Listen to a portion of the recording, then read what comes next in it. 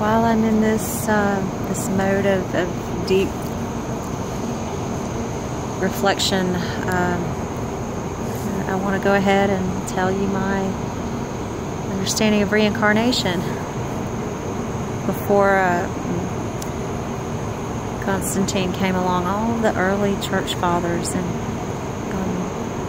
Christians and the Jews, all you know, even before Christ, way back, it was understood that reincarnation was a thing, and that, I mean, you think about all the times when in the Old Testament when it is said that somebody died, and you know, the kings died and was gathered unto his fathers.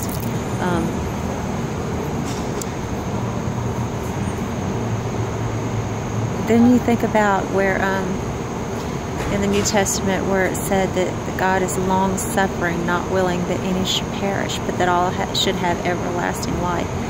Look, if God is eternal, how is 40 or 50 years long-suffering?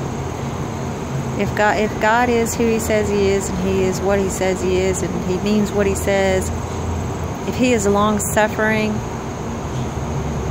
you know, reincarnation is not dishonorable to Christianity or to God, because it would mean that He was giving us time after time after time after time, chance after chance after chance after chance to get it right. And I believe from researching, and someday hopefully I will show some of the things that I've discovered about the Mayan calendar, revelations that I believe the Lord gave me that connect the Mayan calendar to the Bible, doctrine of men people, just so you know. I'm not arguing with you.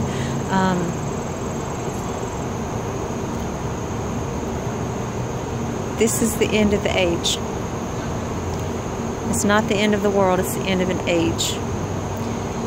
And I believe that we've had plenty of time, and all of the signs that have come up, all of the eclipses and everything, that for signs and for appointments, not for signs and seasons.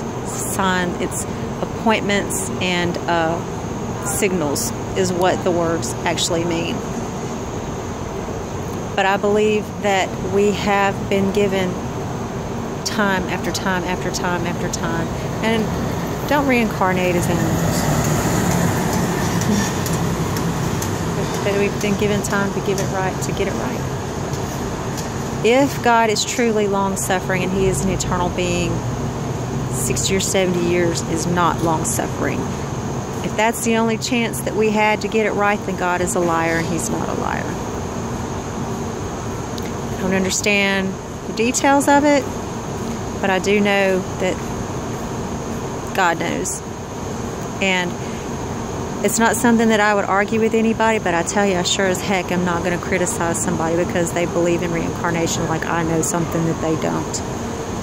And I believe that those people who so passionately believe that there's no reincarnation, it is given on man to die once and then the judgment.